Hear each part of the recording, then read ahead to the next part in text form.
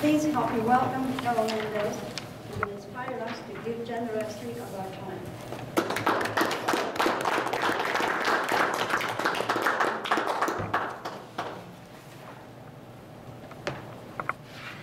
Madam Toastmaster, fellow Toastmaster, and especially the title of my speech is Giving Generously, and it was not anticipated that you would give such a presentation. But the give generously involves more of resources, personnel, your experience, and your knowledge to the youth of today. That's what I suggest that you do. I want to talk about three entities which I want to praise because of the work they have done just recently.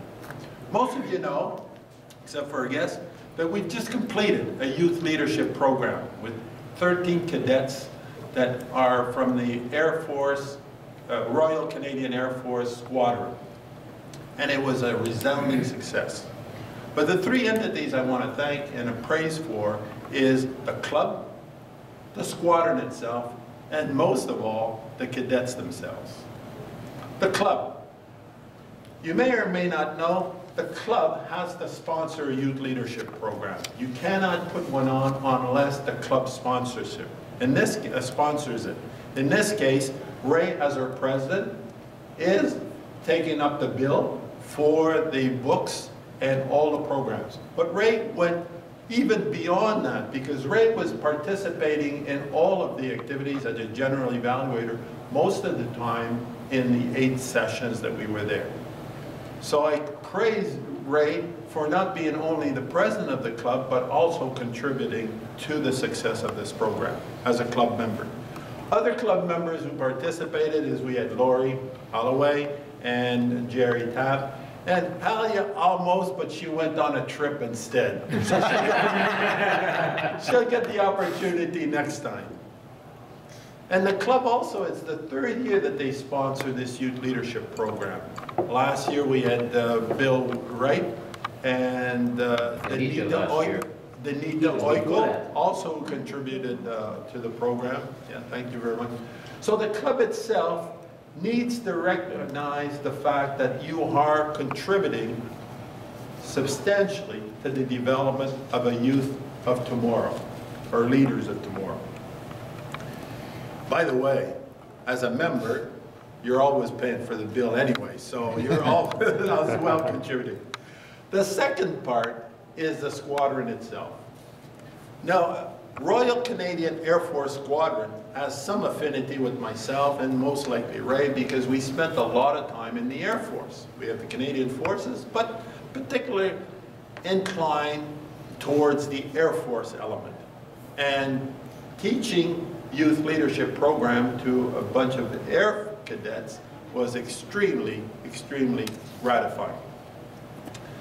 What happens at a squadron meeting on Wednesday night, in this case, they have over 140 cadets who are training for drills, they're training for parades, they're training for activities, fundraising, the whole works.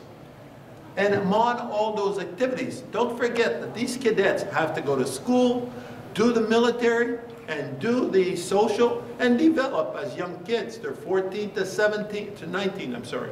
14 to 19 is the maximum age. So you have all the social development and also the training. So these cadets are really busy.